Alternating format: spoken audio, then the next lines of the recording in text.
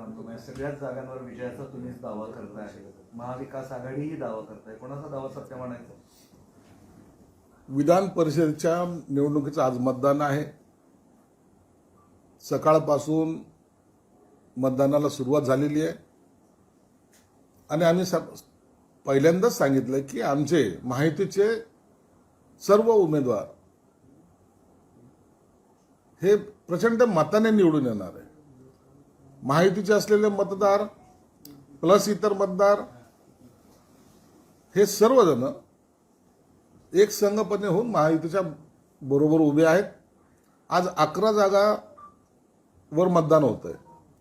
म्हणून तुम्हाला 22 तारखेला जेव्हा मतदानाचा निकाल लागेल त्या दिवशी कळेल की या महायुतीने 17च्या 17 जागा, पहिले 6 बिनविरोध झालेल्या आहेत, या 11 सुद्धा प्रचंड मताने निवडून येतील असा आम्हाला विश्वास आहे. घोडे बाजार झाला, सगळं झालंय, पैशांची ताकद, मस्ती सगळंच वापरून जिंकून यायचं, याला काय अर्थ आहे असं म्हणणं? हे बघा, आता जो जिंकला त्याच्यावर आरोप प्रत्यारोप करणं हे हरलेल्या माणसाचं कामच आहे. म्हणून तुम्हाला निवडणूक लढवता आली नाही. काँग्रेस उबाठा बरोबर नव्हती, उबाठा शरद पवार काँग्रेस बरोबर नव्हती आणि शरद पवार हे काँग्रेस बरोबर नव्हते. म्हणून हे तिन्ही ठिकाणी तोंड असल्यामुळं त्यांच्यामध्ये मताची एकता ही कुठंच जाणवली नाही आणि म्हणून यांचा पराभव हा निश्चित झालेला होता. आता याच्यासाठी त्यांनी इतरांना दोष देणे हे योग्य नाही ना. तुमची एकजूट कोणत्या मतदारसंघात होती हे त्यांनी सांगितलं पाहिजे. म्हणून पराभवाला आता तुम्ही इतरांना दोष देण्यापेक्षा तुमची महाविकास आघाडी आता अस्तित्वात राहिली नाही हे मान्य केलं पाहिजे. 2 दिवस 3 दिवस धुमाकूळ सुरू आहे. ऑपरेशन टायगर 6 खासदार फुटणार, तुमच्याकडे येणार, आले. तुमच्या काही लोकांकडनंही प्रतिक्रिया आली की यशस्वी झालं. सत्य काय सांगा? हे बघा, ऑपरेशन टायगरचा आम्ही पहिल्यापासून सांगतोय की आमचा त्यांचा काही संबंध नव्हता. ते त्यांच्या पक्षाच्या अंतर्गत असलेल्या वादाचा हा विषय होता. अनेक टर्म निवडून आलेले खासदार असतील किंवा पदाधिकारी असतील, यांना योग्य वागणूक मिळत नव्हती हे त्यांनी वारंवार पक्षाच्या त्यांच्या नेत्यांना सांगितलंय. आताही तुम्ही कालची जी प्रेस पाहिली असेल तर त्या खासदारांना अक्षरशः शिव्या देण्याचा प्रकार त्यांच्या नेत्यांनी केलेला आहे. म्हणून ती धुसफूस काही आत्तापासूनची नाही आहे, तर फार पूर्वीपासूनची होती आणि त्याचा स्फोट फक्त काल झाला आहे. आज त्यांच्या पार्लमेंट कमिटीची काय बैठक त्यांनी आयोजित केलेली आहे. त्याच्यानंतर ते कुठं जातील, काय जातील या संदर्भामध्ये माहिती आपल्या समोर येणार आहे. म्हणून आम्ही तुमच्यासारखंच आम्ही सुद्धा तटस्थपणे त्या सगळ्या घडामोडीकडे पाहतोय. त्या 6 खासदारांपैकी 2 खासदारांच्या स्वाक्षऱ्या आहेत आणि 2 खासदार जे ठाकरेंकडे येतील असे आता काय घडलंय तिथं आम्हाला काहीच कल्पना नाही. ओम बिर्ला साहेबांकडे कोणी किती सहाय्याचं निवेदन दिलं त्याच्या संदर्भात आम्हाला माहिती नाहीये. आता जे काही होईल ते मला वाटतं 1 तासाभरानंतर आपल्याला त्याचा निकाल सुद्धा बाहेर येईल. ओम बिर्लाने त्यांच्या गटाला मान्यता दिली का नाही दिली, किंवा हे जे काही यांची बैठक होणार होती या बैठकीला किती उपस्थित आहेत किती नाहीत, या सगळ्या माहिती मला वाटतं तासाभरामध्ये आता आपल्या समोर येईल. आता वेळ जर 11ची दिली असेल तर 12 पर्यंत ते सगळं स्पष्ट चित्र व्हायला हवं. पण खासदार न राहिल्यास म्हणजे न आल्यास त्यांचं सदस्यत्व रद्द होऊ शकतं असंही विधान रवींद्र. हे बघ, हे कायद्याच्या ज्या बाबी आहेत त्या संबंधित जे खासदार आहेत त्यांनाही सुद्धा त्याची जाणीव असेल.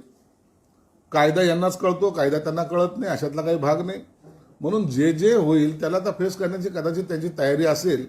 म्हणून आता या विद्वानाने सांगण्यापेक्षा ते खासदार काय निर्णय घ्यायचे ते घेतील. दावे प्रतिदावे सुरू आहेत, पण एका बाजूला एक गोष्ट समोर आली की ठाकरेंचे नेते, इतर नेते त्या खासदारांची मनधरणी करायला लागली असं करते. ते आता मनधरणी करतायत का त्यांना पक्षातून बाहेर काढतायत हेच काही कळायला मार्ग नाही.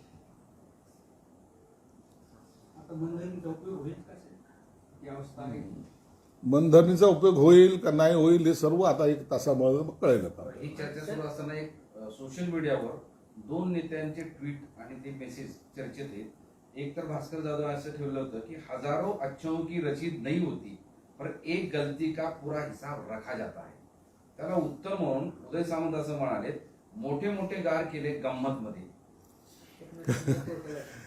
खरं तर भास्कर जाधवनी जे ट्विट केलं होतं ते त्याचा अर्थ कोणी कसा घेतला काय घेतला परंतु त्यांनी पुन्हा एकदा सांगितलं की डरो मत जो होना आहे. आणि म्हणून आता जे जे होईल ते उघड्या डोळ्याने पाहण्याशिवाय उबाटाकडे कोणताही पर्याय नाहीये. त्यांच्याकडे आज जर तुम्ही पाहिलं तर त्यांचे स्टेटमेंट जर पाहिले तर त्यांना आताही त्याचं गांभीर्य वाटत नाही. एक तुम्हाला सांगतो की ह्या सगळ्या प्रकरणामध्ये आमच्यावर काही दोष आरोप करण्यापेक्षा तुम्ही तुमचा पक्ष पहा. एकनाथ शिंदे साहेबांकडे रोज तुम्ही शासकीय त्यांच्या नंदनवन बंगल्यावर जा, तुम्ही ठाण्याला त्यांच्या घरी राहत्या घरी जा, हजारो कार्यकर्त्याचा रोजचा लोंढा त्यांच्याकडे पक्षप्रवेशासाठी येत असतो. अशी आता अवस्था आहे की त्यांना वेळ द्यायला सुद्धा वेळ मिळत नाही अशी त्यांची अवस्था आहे. म्हणून कार्यकर्त्यांना एक जो आत्मविश्वास आहे तो एकनाथ शिंदे साहेबांवर आहे आणि हा महाराष्ट्र जाणतोय.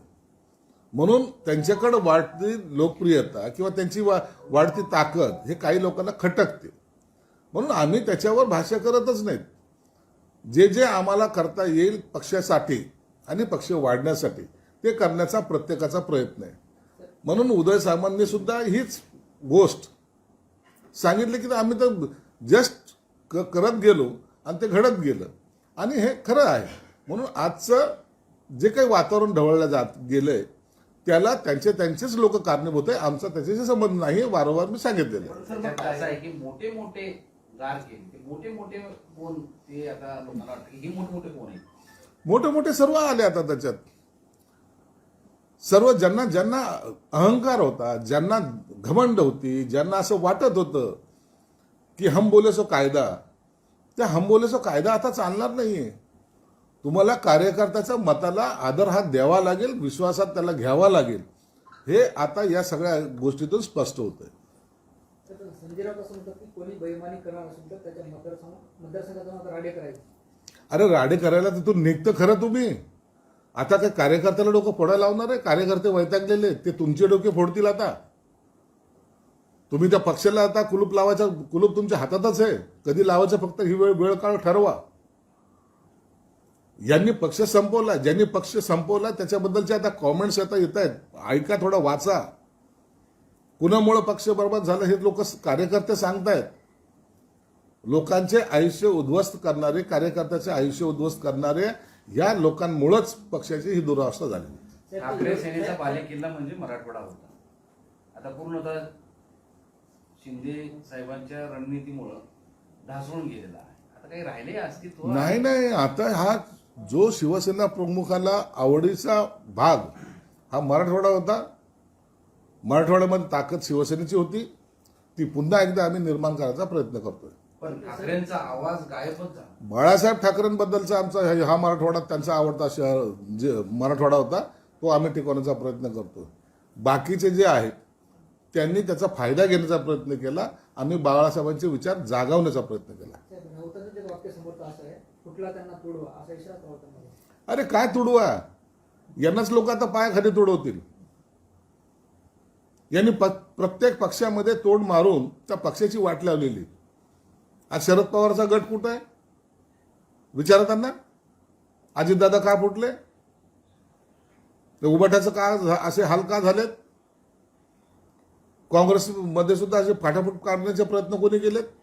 म्हणून हे पांढऱ्या पायाचे लोक आहेत. हे जिथं जातील तिथं काही ना काही सत्यानाशच करतील. चांगलं काम हे करणारच नाहीत. संजय राऊतांनी एक ट्विट केले त्यासमोर आचार्य दादा धर्माधिकारी यांनी सांगितलं म्हणजे पैशाचे राज्य हे वेशाचे राज्य असतं. त्याची भाषा ठाकरे मारले होते. सध्याचं राजकारण पाहता वेशावर आहे असे म्हणायचे वाटत. त्या अधिक प्रामाणिक असतात. भाजपला इतिहास कधी माफ करणार नाही. जय महाराज. शिवसेना प्रमुख काय बोलायचे, धर्माधिकारी साहेब काय बोलायचे किंवा इतर मान्यवर नेते काय बोलायचे, त्यांचे बोलण्यामध्ये 100% त्यावेळेला तथ्य होतं. आजही तथ्य आहे.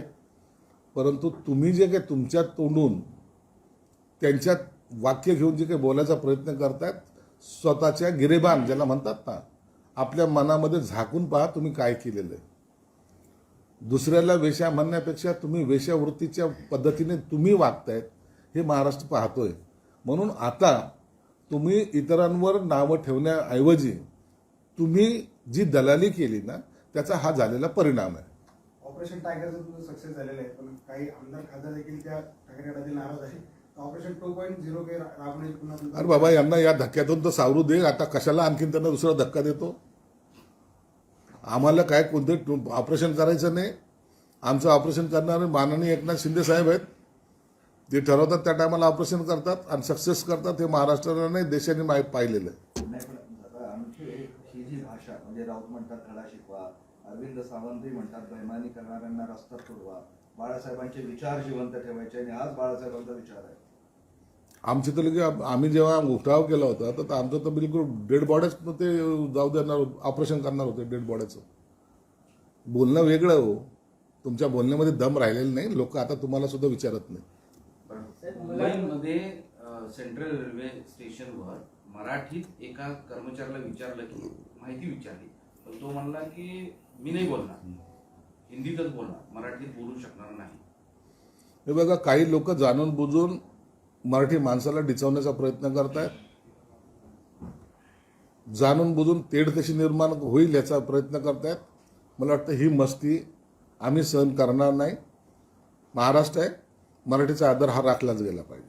पण मराठीत बोलणार नाही, काय करायचं करून घे असं थेट काय करायचं करून घे. तर त्याची कंप्लेंट झाली तर त्याच्यावर काय कारवाई करायची ते पोलीस करतील. सर, मलाडमधील शिवरायांच्या झेंड्यावर जैन लोकांनी त्यांच्या समाजात झेंडा लावलाय असा आरोप मनसेने केला. यापूर्वी सुद्धा पांढऱ्या पट्ट्यावर वाद निर्माण झाला. नाही, आता हे रोजचे वाद हे महाराष्ट्राला परवडणार नाहीये. सर्वांनी खऱ्या अर्थानं एक राहून एकजुटीने राहिले पाहिजे. आता हा पट्ट्याचा वाद कुठपर्यंत चालवायचा आणि कोण चालवतं याच्याकडे सुद्धा सरकारने लक्ष दिलं पाहिजे. और ये 17 के 17 उम्मीदवार चुन के आएंगे और उनका स्वागत करने की संधि हमको मिलेगी. संजय राउत द्वारा अपनी पार्टी के बागी सांसदों के खिलाफ अपमानजनक भाषा करने के बाद अब उनकी ही पार्टी की सोशल मीडिया समन्वय अयोध्या पॉल ने एक वीडियो जारी किया है. उसमें उन्होंने परभणी के सांसद संजय जादव को गाली दी है. देखिए, जैसे उनके नेता करते हैं या तो कहते हैं तो उसका फॉलो करना ये कार्यकर्ता का कुछ लोगों का काम रहता है. वो करते रहते, अपने नेता को भी इम्प्रेस करते रहते. और मुझे लगता है कि ऐसे कार्यकर्ताओं को गाली देना ये उचित नहीं है. ये बात उनको अभी तक समझ में नहीं आई है, इसलिए उनका पक्ष की ये हालत है. शिवसेना यूबीटी ने कल की बैठक के लिए व्हीप जारी किया था. यदि ये सांसद बैठक में शामिल नहीं होते हैं तो बागी सांसदों के खिलाफ अयोग्यता की प्रक्रिया जारी की जा सकती थी. इसलिए कथित तौर पर उससे पहले ही बागी सांसदों ने पत्र सौंप दिया था. देखिए, ये क्या अभी जो व्हीप जारी किया है उसके बारे में क्या होता है, वो सांसदों को भी शायद लीगली सब बातें मालूम होगी. और ये जो लीगल की जो लड़ाई है वो लड़ेंगे. मुझे लगता है इसके बारे में अभी जो बैठक बुलाई उसके बाद में क्या होता है वो रिएक्शन के ऊपर ही बाकी की राजनीति डिसाइड होगी.